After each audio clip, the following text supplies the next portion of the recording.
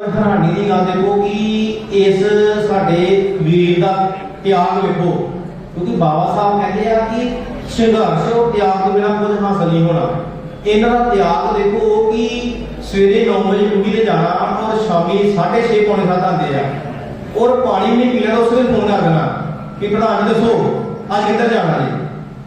मतलब माड़ी मोटी गल नहीं है मेरे हिसाब नाल कि जिन्हें सवेर तो लैके शाम तक ड्यूटी करनी और कोई टीवी नहीं, कोई अपना कोई वाधू का कोई किसी पासे टाइम नहीं करना, सिर्फ और सिर्फ बाबा साहब की मूवमेंट के काम कर रहे हैं। और अं इन्हों का दिल की गहराइयों तो धन्यवाद करते हैं कि साडा जिहड़ा डॉक्टर अंबेडकर मिशन यूनिट आ इहो ਜਿਹੇ योद्धियां करके जिहड़ा वो चल रहा वा। सो हुण मैं बुलावांगा डॉक्टर पी अपना।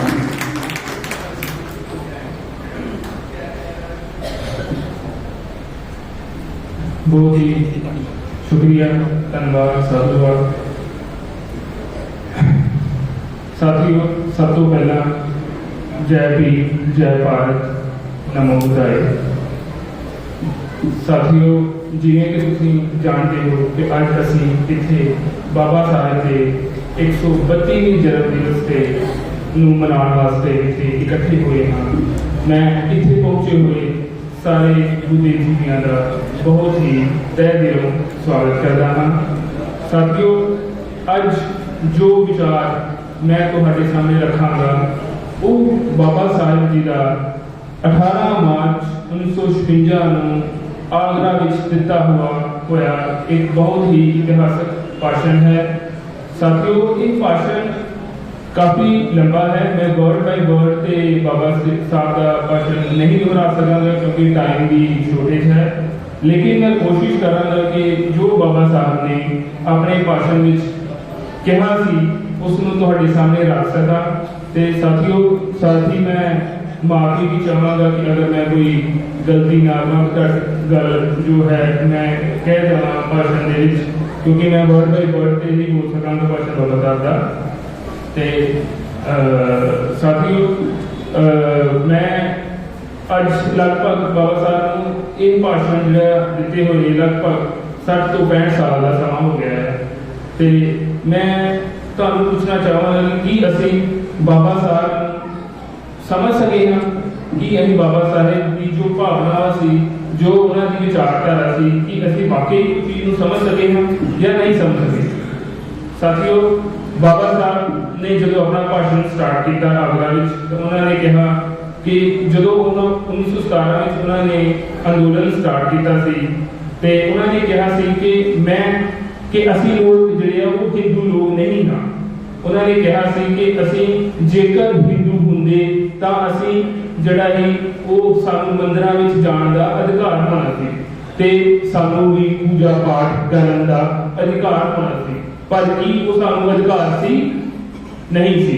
साथियों, जो बाबा साहब ने कहा कि 1925 जो मैं मंदिरां दे प्रवेश विच जाण दा अधिकार दिवाण वास्ते मैं संघर्ष किया, तो मेरा उस संघर्ष का जिहड़ा मेन मोटिव सी वो तुहाडे लोकां नूं कोई पूजा देवी देवतियां की पूजा करवाना नहीं सी, वो तुहाडे जिहड़े हक अधिकार दी तुहाडे समझ पैदा करना सी, तुहानूं जिहड़ा वो दृढ़ बनाना सी, प्रतिज्ञा करनी सी तुसीं कि असीं साडे भी हक अधिकार ने, असीं भी मंदिरां 'च जा सकते हैं। बट उसका मेन मोटिव यह नहीं सी कि असीं जिहड़ा पूजा पाठ करन बैठ जाइए मंदिरां दे विच। साथियों, फिर उस तो बाद जो बाबा साहब ने कहा कि उस तो बाद मेरे 1925 के इस मंदिर प्रवेश के अंदोलन तो बाद कुछ हिंदू लोगों ने कहा कि साडे धर्म में जिहड़ी है वो छुआछात नहीं है, पर बाबा साहब अगे भाषण में दसते हैं कि ये जिहड़ी जो उन्होंने 1927 मार्च 1927 रत्नागिरी जिले में महाड़ तलाब सत्याग्रह किया, उत्थे ही इन्हां दी जिहड़ी जिहड़ा उन्हां दा चालबाजी सी सामने आ गई। एक बाबा साहब ने कहा कि तुसीं चंगी तरह जानते हो कि किस तरह मैं तुहानूं पानी पीण दा भी जिहड़ा हक जिहड़ा तुहानूं नहीं सी वो मैं तुहानूं लैके दित्ता सी। उस तो बाद बाबा साहब कहते हैं कि जिहड़े हिंदू लोग ही हैं वो सिर्फ ब्राह्मण ते गाय की पूजा करते हैं, अते जिहड़े लोग जिहड़े इन्हां की पूजा करते हैं ਉਹ ਚਾਹੁੰਦੇ ਹਨ ਅਤੇ ਉਹਨਾਂ ਦੀ ਰੱਖਿਆ ਵਾਸਤੇ ਜਿਹੜੇ ਇਹਨਾਂ ਦੀ ਰੱਖਿਆ ਕਰਦੇ ਹਨ ਬ੍ਰਾਹਮਣਾਂ ਤੇ ਗਾਵਾਂ ਦੀ, ਉਹ ਉਹਨਾਂ ਨੂੰ ਹੀ ਆਪਣਾ ਰਾਜਾ ਬਣਾਉਂਦੇ ਹਨ।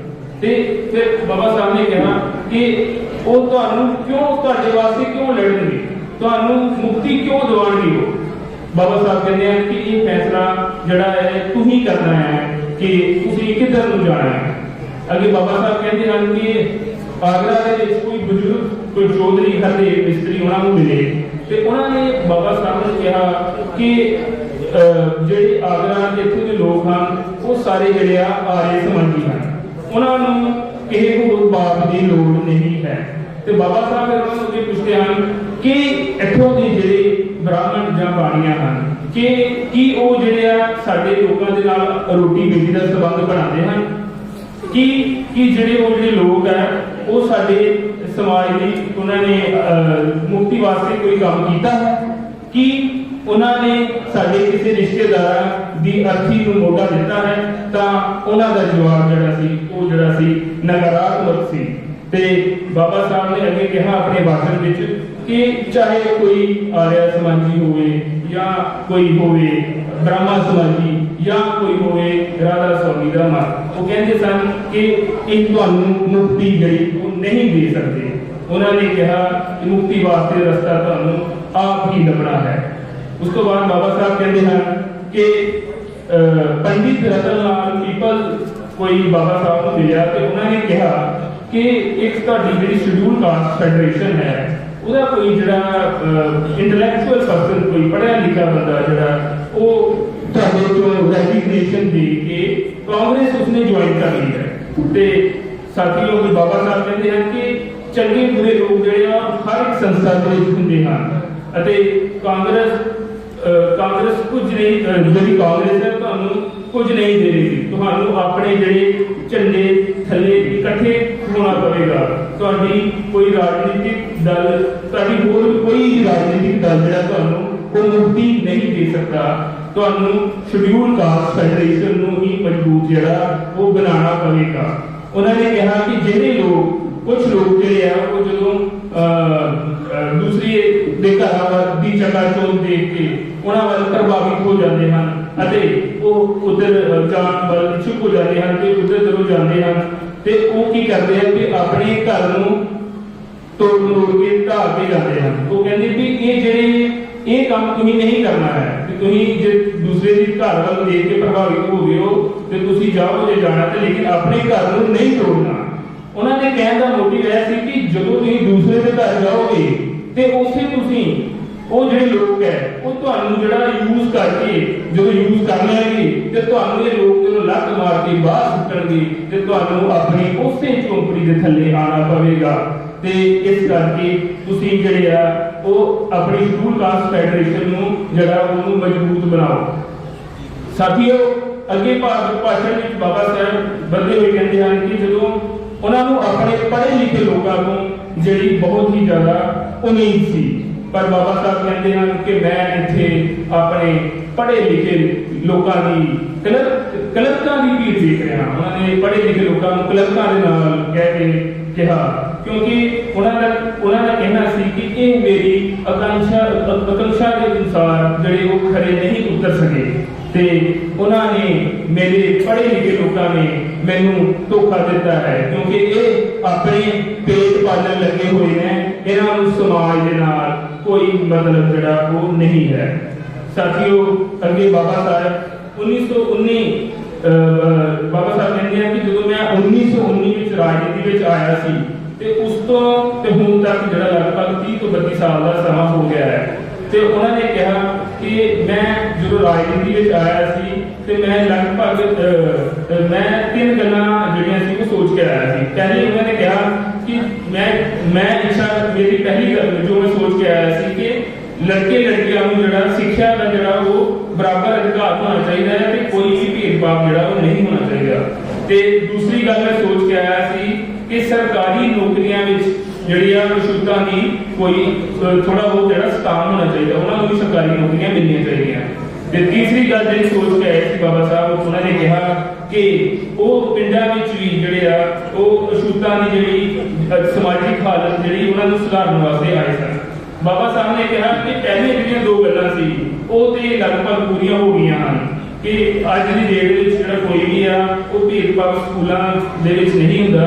ਬਾਬਾ ਸਾਹਿਬ ਨੇ ਕਿਹਾ ਕਿ ਜਦੋਂ ਉਹ ਪੜ੍ਹਦੇ ਸੀ ਤੇ ਉਹਨਾਂ ਨਾਲ ਬਹੁਤ ਭੇਦਭਾਵ ਹੋਇਆ, ਉਹਨਾਂ ਨੇ ਬਹੁਤ ਹੀ ਦੁੱਖ ਆਪਣੇ ਪਿੰਡੇ ਤੇ ਹੰਢਾਏ। ਤੇ ਦੂਸਰਾ ਉਹਨਾਂ ਨੇ ਕਿਹਾ ਕਿ ਅੱਜ ਕੱਲ੍ਹ ਹੁਣ ਸਰਕਾਰੀ ਨੌਕਰੀਆਂ 'ਚ ਵੀ ਲੋਕੀ ਸਾਡੇ ਜਿਹੜੇ ਆ ਗਏ ਆ, ਇਹ ਵੀ ਗੱਲ ਲਗਭਗ ਪੂਰੀ ਹੋ ਗਈ ਹੈ। ਪਰ ਉਹਨਾਂ ਨੇ ਕਿਹਾ ਕਿ ਇਹ ਜਿਹੜਾ ਕਾਰਨ ਹੈ ਇਹ ਮੈਂ ਬੜੀ ਮੁਸ਼ਕਲਾਂ ਨਾਲ ਇੱਥੇ ਤੱਕ ਲੈ ਕੇ ਆਇਆ। ਮੈਂ ਬਹੁਤ ਹੀ ਅਣਗਿਣਤ ਵਿਰੋਧਾਂ ਦਾ ਸਾਹਮਣਾ ਕੀਤਾ ਹੈ, ਬਹੁਤ ਪਰੇਸ਼ਾਨੀਆਂ ਦਾ ਜਿਹੜਾ ਉਹਨਾਂ ਨੇ ਸਾਹਮਣਾ ਕੀਤਾ ਹੈ। ਉਹਨਾਂ ਨੇ ਕਿਹਾ ਕਿ ਜੇਕਰ ਮੇਰੇ ਜਿਹੜੇ ਅਨੁਯਾਈ ਹੈ ਉਹ ਇਸ ਕਾਰਨਾਂ ਨੂੰ ਅੱਗੇ ਲੈ ਕੇ ਜਾਣ ਤੇ ਬਹੁਤ ਹੀ ਵਧੀਆ ਗੱਲ ਹੈ, ਤੇ ਜੇਕਰ ਉਹ ਅੱਗੇ ਨਹੀਂ ਲੈ ਜਾ ਸਕਦੇ ਤਾਂ ਘੱਟੋ ਘੱਟ ਇਸ ਨੂੰ ਉਹ ਜਿਹੜੇ ਆਪਣਾ ਪਿੱਛੇ ਵੀ ਨਾ ਆਣ ਦੇਣ। ਇਹੀ ਮੇਰਾ ਉਹਨਾਂ ਨੇ ਕਿਹਾ ਸੀ ਕਿ ਮੇਰਾ ਸੰਦੇਸ਼ ਹੈ। ਪਰ ਉਸ ਤੋਂ ਬਾਅਦ ਉਹਨਾਂ ਨੇ ਕਿਹਾ ਕਿ ਜਿਹੜਾ ਤੀਸਰਾ ਕੰਮ ਜਿਹੜਾ ਬਾਬਾ ਸਾਹਿਬ ਸੋਚ ਕੇ ਆਏ ਸੀ ਰਾਜਨੀਤੀ ਵਿੱਚ, ਉਹਨਾਂ ਨੇ ਕਿਹਾ ਕਿ ਜਿਹੜੇ ਸਾਡੇ ਕਿਸਾਨ, ਜਿਹੜੇ ਸਾਡੇ ਆਪਣੇ ਦਲਿਤ ਭਰਾ, ਜਿਹੜੇ ਅਛੂਤ ਆ, ਜਿਹੜੇ ਆਪਣੇ ਪਿੰਡਾਂ ਦੇ ਵਿੱਚ ਉਹਨਾਂ ਦੀ ਬੜੀ ਮਾਰ ਕੁਟਾਈ ਹੁੰਦੀ ਹੈ, ਉਹਨਾਂ ਦੀਆਂ ਬਹੁ ਬੇਟੀਆਂ ਬੱਚਿਆਂ ਨੂੰ ਜਿਹੜਾ ਉਹ ਚੁੱਕ ਲਿਆ ਜਾਂਦਾ ਹੈ ਉੱਚੀਆਂ ਜਾਤੀਆਂ ਦੁਆਰਾ। ਤੇ ਉਹ ਕਹਿੰਦੇ ਹਨ ਕਿ ਇਹੋ ਜਿਹੀ ਅਪਮਾਨ ਦੀ ਜ਼ਿੰਦਗੀ ਤੁਸੀਂ ਕਦੋਂ ਤੱਕ ਜੀਓਗੇ। ਉਹਨਾਂ ਨੇ ਕਿਹਾ ਕਿ ਪੇਟ ਤਾਂ ਕੁੱਤਾ ਵੀ ਕਰ ਲੈਂਦਾ ਹੈ, ਪਰ ਸਵਾਭਿਮਾਨ ਦੀ ਜਿਹੜੀ ਜ਼ਿੰਦਗੀ ਜਿਹੜਾ ਉਹੀ ਸਾਡੇ ਲਈ ਜਿਹੜਾ ਉਹ ਸਹੀ ਹੈ। ਉਹਨਾਂ ਨੇ ਫਿਰ ਅੱਗੇ ਕਿਹਾ ਕਿ ਸਾਡੇ ਲੋਕਾਂ ਦਾ ਨਾਲ ਹੀ ਅਪਮਾਨ ਕਿਉਂ ਹੁੰਦਾ ਹੈ, ਕਿ ਦੂਸਰੇ ਧਰਮ ਵਾਲੇ ਨਾਲ ਅਪਮਾਨ ਕਿਉਂ ਨਹੀਂ ਹੁੰਦਾ।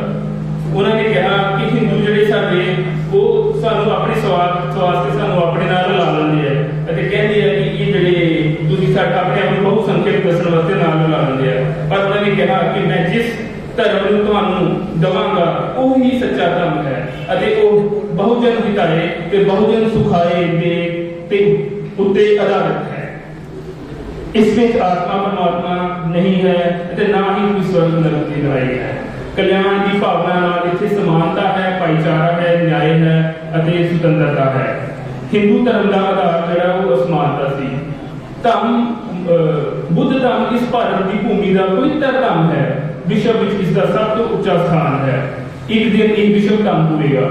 ਅਸੀਂ ਸਭ ਪ੍ਰਾਚੀਨ ਬੋਧੀ ਹਾਂ। ਮੈਂ ਇਸ ਧਰਮ ਨੂੰ ਇੱਕ ਨਵਾਂ ਜੀਵਨ ਦੇਣ ਜਾ ਰਿਹਾ ਹਾਂ। ਇਸ ਧਰਮ ਨੂੰ ਪਾ ਕੇ ਅਸੀਂ ਵਿਸ਼ਵ ਵਿਆਪੀ ਧਰਮ ਦਾ ਹਿੱਸਾ ਬਣਾਂਗੇ।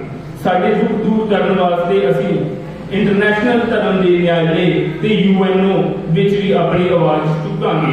ਬਾਬਾ ਸਾਹਿਬ ਕਹਿੰਦੇ ਹਨ ਕਿ ਉਹਨਾਂ ਪੈਕਟ ਵਿੱਚ ਜੋ ਰਾਜਨੀਤਿਕ ਜਿਹੜੀ ਸੁਰੱਖਿਆ ਮੈਂ ਤੁਹਾਨੂੰ ਲੈ ਕੇ ਦਿੱਤੀ ਸੀ ਉਹ ਇਸ ਦੇ ਵਿੱਚ ਆਉਣ ਨਾਲ ਖਤਮ ਨਹੀਂ ਹੋਵੇਗੀ। ਮੈਂ ਸਾਰੇ ਧਰਮਾਂ ਨੂੰ ਪੜ੍ਹਿਆ ਹੈ, ਲੇਕਿਨ ਬੁੱਧ ਧਰਮ ਤੋਂ ਵੱਧ ਕੋਈ ਵੀ ਧਰਮ ਨਹੀਂ ਹੈ ਜਿਸ ਵਿੱਚ ਮਨੁੱਖਤਾ ਦੀ ਸੱਚੀ ਸਮਾਨਤਾ ਹੈ। ਬਸ ਭਾਈ 2 ਮਿੰਟ ਲਾਉਣਾ। ਉਹਨਾਂ ਨੇ ਕਿਹਾ ਕਿ ਰਿਜ਼ਰਵੇਸ਼ਨ ਜਿਹੜੀ ਹੈ ਉਹ ਸਦਾ ਨਹੀਂ ਰਹੀ, ਇਹ ਖਤਮ ਹੋ ਜਾਵੇਗੀ। ਜਿਸ ਤਰ੍ਹਾਂ ਕਿ ਤੁਸੀਂ ਦੇਖ ਹੀ ਰਹੇ ਹੋ ਕਿ ਅੱਜ ਕੱਲ੍ਹ ਰਿਜ਼ਰਵੇਸ਼ਨ ਜਿਹੜੀ ਹੈ ਉਹ ਖਤਮ ਹੋ ਰਹੀ ਹੈ। ਉਹਨਾਂ ਨੇ ਉਸ ਟਾਈਮ ਕਹਿ ਦਿੱਤਾ ਸੀ ਕਿ ਰਿਜ਼ਰਵੇਸ਼ਨ ਜਿਹੜੀ ਹੈ ਸਦਾ ਨਹੀਂ ਰਹੀ, ਇਹ ਖਤਮ ਹੋ ਜਾਵੇਗੀ। ਫਿਰ ਤੁਸੀਂ ਕੀ ਕਰੋਗੇ? ਇਸ ਲਈ ਆਪਣੇ ਪੈਰਾਂ ਤੇ ਖੜੇ ਹੋ ਜਾਓ ਅਤੇ ਬੁੱਧ ਧਰਮ ਅਪਣਾਓ, ਕਿਉਂਕਿ ਇਹੀ ਤੁਹਾਨੂੰ ਸਹੀ ਰਾਹ ਜਿਹੜਾ ਉਹ ਦੱਸੇਗਾ। ਇੱਕ ਤਰਫ ਤੁਸੀਂ ਕਹਿੰਦੇ ਹੋ ਕਿ ਅਸੀਂ ਅਛੂਤ ਹਾਂ ਅਤੇ ਦੂਜੀ ਤਰਫ ਤੁਸੀਂ ਰਿਜ਼ਰਵੇਸ਼ਨ ਮੰਗਦੇ ਹੋ। ਇਹ ਗੜਬੜ ਕਦੋਂ ਤੱਕ ਜਾਰੀ ਰਹੇਗੀ? ਸਾਡੇ ਆਪਣੇ ਲੋਕਾਂ ਵਿੱਚ ਜਾਤੀਗਤ ਸੰਘਰਸ਼ ਹੈ, ਪਰ ਇਸ ਸਭ ਵਾਸਤੇ ਹਿੰਦੂ ਧਰਮ ਹੀ ਜਿਹੜਾ ਉਹ ਜ਼ਿੰਮੇਵਾਰ ਹੈ। ਇਸ ਦਾ ਗੰਦਾ ਨਾਲਾ ਸਾਡੀ ਗਲੀਆਂ ਤੱਕ ਵੀ ਵਹਿੰਦਾ ਹੈ। ਇਸ ਦੀ ਦੁਰਗੰਧ ਬਾਬਾ ਸਾਹਿਬ ਕਹਿੰਦੇ ਇੱਥੇ ਵੀ ਆਉਂਦੀ ਹੈ। ਮੈਂ ਇਸ ਨੂੰ ਸਾਫ਼ ਕਰਨ ਦੀ ਕੋਸ਼ਿਸ਼ ਕੀਤੀ ਸੀ। ਬਾਬਾ ਸਾਹਿਬ ਕਹਿੰਦੇ ਨੇ ਕਿ ਉਹਨਾਂ ਨੇ ਇਸ ਜਿਹੜੀ ਦੁਰਗੰਧ ਜਿਹੜੀ ਹੈ ਉਸ ਨੂੰ ਸਾਫ਼ ਕਰਨ ਦੀ ਕੋਸ਼ਿਸ਼ ਕੀਤੀ ਸੀ, ਪਰ ਆਪਣੇ ਹੀ ਕੁਝ ਲੋਕਾਂ ਨੇ ਮੈਨੂੰ ਇਹ ਕਰਨ ਨਹੀਂ ਦਿੱਤਾ। ਸਾਥੀਓ, ਇਹ ਬਹੁਤ ਹੀ ਸੋਚਣ ਵਿਚਾਰਨ ਵਾਲੀ ਗੱਲ ਹੈ ਕਿ ਬਾਬਾ ਸਾਹਿਬ ਦੇ ਆਪਣੇ ਹੀ ਲੋਕਾਂ ਨੇ ਉਹਨਾਂ ਨੂੰ ਇਸ ਚੀਜ਼ ਕਰਨ ਤੋਂ ਰੋਕਿਆ। ਜਦੋਂ ਮੈਂ ਇਸ ਤਰ੍ਹਾਂ ਦਾ ਮਾਰਗ ਚੁਣਾਂਗਾ ਤੇ ਇਸ ਗੰਦੇ ਪਾਣੀ ਨੂੰ ਸਾਡੀ ਗਲੀਆਂ ਚੋਂ ਵਹਿਣ ਤੋਂ ਰੋਕਾਂਗਾ ਤਾਂ ਸਾਥੀਓ, ਬਾਬਾ ਸਾਹਿਬ ਨੇ ਕਿਹਾ ਤੇ ਮੈਂ ਬੁੱਧ ਧਰਮ ਦੀ ਸਰਕਾਰ ਕਰਾਂਗਾ, ਬੁੱਧ ਧਰਮ ਦੀ ਸ਼ਰਨ ਵਿੱਚ ਜਾਵਾਂਗਾ। ਇਸ ਨਾਲ ਸਾਡੇ ਅੰਦਰ ਵਰਣ ਤੇ ਜਾਤੀਗਤ ਸੰਘਰਸ਼ ਖਤਮ ਹੋ ਜਾਵੇਗਾ ਅਤੇ ਜਾਤੀਆਂ ਉਪਜਾਤੀਆਂ ਆਪ ਮਿਟ ਜਾਣਗੀਆਂ। ਬੁੱਧ ਧਰਮ ਇੱਕ ਮਹਾਨ ਧਰਮ ਹੈ। ਇਸ ਦੇ ਸੰਸਥਾਪਕ ਗੌਤਮ ਬੁੱਧ ਸਨ। ਬੁੱਧ ਨੇ ਧਰਮ ਦਾ ਪ੍ਰਚਾਰ ਕੀਤਾ ਅਤੇ ਆਪਣੀਆਂ ਚੰਗਿਆਈਆਂ ਦੇ ਕਾਰਨ ਧਰਮ ਨੂੰ ਦੂਸਰੇ ਦੇਸ਼ਾਂ ਤੱਕ ਵੀ ਪਹੁੰਚਾਇਆ। ਲਗਭਗ 1213 ਈਸਵੀ ਦੇ ਵਿੱਚ ਜਿਹੜਾ ਇਹ ਧਰਮ ਜਿਹੜਾ ਉਹ ਲਗਭਗ ਖਤਮ ਹੋ ਗਿਆ ਸੀ। ਬਾਬਾ ਸਾਹਿਬ ਨੇ ਇਹਨਾਂ ਦਾ ਕਾਰਨ ਦੱਸਦੇ ਹੋਏ ਕਿਹਾ ਕਿ ਸਾਡੇ ਕੁਝ ਭਿੱਖੂ ਜਿਹੜੇ ਉਹ ਆਰਾਮ ਦੀ ਜ਼ਿੰਦਗੀ ਜੀਣ ਲੱਗ ਪਏ ਸਨ ਅਤੇ ਉਹ ਜਗ੍ਹਾ ਜਗ੍ਹਾ ਜਾ ਕੇ ਲੋਕਾਂ ਨੂੰ ਜਾਗਰੂਕ ਕਰਨ ਦੀ ਬਜਾਏ ਉਹ ਜਿਹੜੇ ਉਹ ਆਪਣਾ ਵਿਹਾਰਾਂ ਵਿੱਚ ਹੀ ਆਰਾਮ ਨਾਲ ਕਰਨਾ ਸ਼ੁਰੂ ਕਰ ਦਿੱਤਾ ਸੀ। ਹੁਣ ਤਾਂ ਬਾਬਾ ਸਾਹਿਬ ਕਹਿੰਦੇ ਹਨ ਕਿ ਹੁਣ ਧਰਮ ਦੀ ਪੁਨਰ ਸਥਾਪਨਾ ਵਾਸਤੇ ਬਹੁਤ ਮਿਹਨਤ ਕਰਨ ਦੀ ਲੋੜ ਪਵੇਗੀ ਅਤੇ ਇਸ ਦੇ ਪ੍ਰਚਾਰ ਵਾਸਤੇ ਵੀ ਸਾਨੂੰ ਅੱਗੇ ਆਉਣਾ ਪਵੇਗਾ। ਜੋ ਲੋਕ ਬਾਬਾ ਸਾਹਿਬ ਕਹਿੰਦੇ ਹਨ ਨੌਕਰੀ ਕਰਦੇ ਹਨ, ਮੈਕਸਿਮਮ ਲੋਕ ਤੇ ਸਾਡੇ ਸਾਥੀ ਜੋ ਨੌਕਰੀ ਕਰਦੇ ਬੈਠੇ ਹੋਣਗੇ, ਜੋ ਲੋਕ ਬਾਬਾ ਸਾਹਿਬ ਨੇ ਕਿਹਾ ਨੌਕਰੀ ਕਰਦੇ ਹਨ ਉਹਨਾਂ ਨੂੰ ਆਪਣੇ ਵੇਤਨ ਦਾ ਲਗਭਗ 20ਵਾਂ ਹਿੱਸਾ ਜਿਹੜਾ ਹੈ ਉਹ ਸਮਾਜ ਨੂੰ ਦੇਣਾ ਪਵੇਗਾ, ਕਿਉਂਕਿ ਸਮਾਜ ਦੀ ਬਿਹਤਰੀ ਤੇ ਤਰੱਕੀ ਵਾਸਤੇ ਇਹ ਬਹੁਤ ਜਿਹੜਾ ਉਹ ਜ਼ਰੂਰੀ ਹੈ। ਪਰ ਸਾਥੀਓ ਸੋਚਣ ਵਿਚਾਰਨ ਦੀ ਗੱਲ ਹੈ ਕਿ ਅਸੀਂ ਇਹ ਕਰ ਰਹੇ ਹਾਂ ਜਾਂ ਨਹੀਂ ਕਰ ਰਹੇ। ਉਸ ਤੋਂ ਬਾਅਦ ਬਾਬਾ ਸਾਹਿਬ ਨੇ ਕਿਹਾ ਕਿ ਮੇਰੀ ਉਹਨਾਂ ਵਿਦਿਆਰਥੀਆਂ ਨੂੰ ਅਪੀਲ ਹੈ ਕਿ ਪੜ੍ਹ ਲਿਖ ਕੇ ਜਦੋਂ ਤੁਸੀਂ ਪੜ੍ਹ ਲਿਖ ਜਾਓ ਤਾਂ ਤੁਸੀਂ ਕਲਰਕ ਲੱਗਣ ਦੀ ਬਜਾਏ ਆਪਣੇ ਪਿੰਡਾਂ ਤੇ ਆਸ-ਪਾਸ ਦੇ ਖੇਤਰਾਂ ਵਿੱਚ ਜਾ ਕੇ ਲੋਕਾਂ ਦੀ ਸੇਵਾ ਕਰਨਾ ਅਤੇ ਅਗਿਆਨਤਾ ਕਿ ਜੋ ਅਗਿਆਨਤਾ ਤੋਂ ਜਿਹੜਾ ਉਤਪੰਨ ਸ਼ੋਸ਼ਣ ਉਹਨਾਂ ਲੋਕਾਂ ਦਾ ਹੋ ਰਿਹਾ ਹੈ ਉਸ ਨੂੰ ਰੋਕਿਆ ਜਾ ਸਕੇ, ਉਹਨਾਂ ਨੂੰ ਵੀ ਗਿਆਨ ਦਿੱਤਾ ਜਾ ਸਕੇ। ਤੇ ਲਾਸਟ ਵਿੱਚ ਬਾਬਾ ਸਾਹਿਬ ਜਦੋਂ ਆਪਣੇ ਭਾਸ਼ਣ ਵਿੱਚ ਕਹਿੰਦੇ ਹਨ ਕਿ ਮੇਰੀ ਸਾਥੀਓ ਕਹਿੰਦੇ ਬੜੀ ਭਾਵੁਕ ਹੋ ਕੇ ਕਹਿ ਰਹੇ ਨੇ ਕਿ ਮੇਰੀ ਸਥਿਤੀ ਇੱਕ ਉਸ ਖੰਭੇ ਦੀ ਤਰ੍ਹਾਂ ਹੈ ਜੋ ਇੰਨੇ ਵਿਸ਼ਾਲ ਟੈਂਟ ਨੂੰ ਸੰਭਾਲ ਰਿਹਾ ਹੈ। ਮੈਨੂੰ ਬਾਬਾ ਸਾਹਿਬ ਕਹਿੰਦੇ ਹਨ ਕਿ ਮੈਨੂੰ ਉਸ ਸਮੇਂ ਦੀ ਜਿਹੜੀ ਚਿੰਤਾ ਹੈ ਜਦੋਂ ਉਹ ਇਹ ਖੰਭਾ ਨਹੀਂ ਰਹੇਗਾ, ਯਾਨੀ ਕਿ ਬਾਬਾ ਸਾਹਿਬ ਕਹਿ ਰਹੇ ਨੇ ਕਿ ਜਦੋਂ ਮੈਂ ਨਹੀਂ ਰਵਾਂਗਾ ਤੇ ਇਸ ਟੈਂਟ ਨੂੰ ਸੰਭਾਲਣ ਵਾਲਾ ਕੌਣ ਹੋਵੇਗਾ। ਉਹ ਕਹਿੰਦੇ ਹਨ ਕਿ ਮੈਨੂੰ ਉਸ ਸਮੇਂ ਦੀ ਚਿੰਤਾ ਹੈ ਜਦੋਂ ਇਹ ਖੰਭਾ ਨਹੀਂ ਹੋਵੇਗਾ ਤੇ ਉਹ ਕਹਿ ਰਹੇ ਹਨ ਕਿ ਮੇਰੀ ਸਿਹਤ ਵੀ ਅੱਜ ਕੱਲ੍ਹ ਜਿਹੜੀ ਉਹ ਠੀਕ ਨਹੀਂ ਰਹਿ ਰਹੀ ਤੇ ਉਹ ਕਹਿੰਦੇ ਹਨ ਕਿ ਮੇਰੀ ਸਿਹਤ ਵੀ ਠੀਕ ਨਹੀਂ ਰਹਿ ਰਹੀ, ਪਤਾ ਨਹੀਂ ਕਦੋਂ ਵੀ ਤੁਹਾਡੇ ਵਿੱਚ ਮੈਂ ਨਾ ਰਹਾਂ। ਮੈਂ ਚਾਹੁੰਦਾ ਹਾਂ ਬਾਬਾ ਸਾਹਿਬ ਕਹਿੰਦੇ ਹਨ ਕਿ ਕੋਈ ਨਵਯੁਵਕ ਸਾਡੇ ਵਿੱਚੋਂ ਜਿਹੜਾ ਅੱਗੇ ਆਵੇ ਅਤੇ ਇਸ ਦੀ ਜ਼ਿੰਮੇਵਾਰੀ ਲਵੇ ਤਾਂ ਕਿ ਮੈਂ ਚੈਨ ਦੀ ਮੌਤ ਜਿਹੜੀ ਆ ਉਹ ਚੈਨ ਨਾਲ ਮਰ ਸਕਾਂ। ਸਾਥੀਓ ਕਿੰਨੇ ਭਾਵਪੂਰਨ ਬਾਬਾ ਸਾਹਿਬ ਨੇ ਇਹ ਗੱਲਾਂ ਕਹੀਆਂ ਹੋਣਗੀਆਂ, ਤੁਸੀਂ ਇਸ ਦਾ ਅੰਦਾਜ਼ਾ ਲਗਾ ਸਕਦੇ ਹੋ। ਬਟ ਅਸੀਂ ਜਿਹੜੇ ਆ ਉਹ ਹਜੇ ਵੀ ਬਹੁਤ ਹੀ ਸਾਨੂੰ ਇਸ ਉੱਪਰ ਵਿਚਾਰ ਕਰਨ ਦੀ ਲੋੜ ਹੈ ਕਿ ਅਸੀਂ ਬਾਬਾ ਸਾਹਿਬ ਨੂੰ ਸਮਝ ਸਕੇ ਹਾਂ, ਉਹਨਾਂ ਦੀਆਂ ਭਾਵਨਾਵਾਂ ਨੂੰ ਸਮਝ ਸਕੇ ਹਾਂ। ਸਾਥੀਓ ਇਹ ਬਹੁਤ ਹੀ ਸੋਚਣ ਵਿਚਾਰਨ ਦੀ ਗੱਲ ਹੈ। ਤੇ ਸਾਥੀਓ ਮੈਂ ਲਾਸਟ ਵਿੱਚ ਤੁਹਾਡੇ ਸਭ ਤੋਂ ਮਾਫੀ ਚਾਹਾਂਗਾ, ਖਿਮਾ ਚਾਹਾਂਗਾ ਅਗਰ ਮੈਂ ਬੋਲਦੇ ਵਕਤ ਕੋਈ ਗਲਤ ਸ਼ਬਦ ਬੋਲ ਗਿਆ ਹੋਵਾਂ, ਲੇਕਿਨ ਇਹ ਜੋ ਵੀ ਮੈਂ ਬੋਲਿਆ ਉਹ ਬਾਬਾ ਸਾਹਿਬ ਦਾ ਭਾਸ਼ਣ ਸੀ ਤੇ ਬਹੁਤ ਬਹੁਤ ਤੁਹਾਨੂੰ ਸਾਧੂਵਾਦ ਤੇ ਜੈ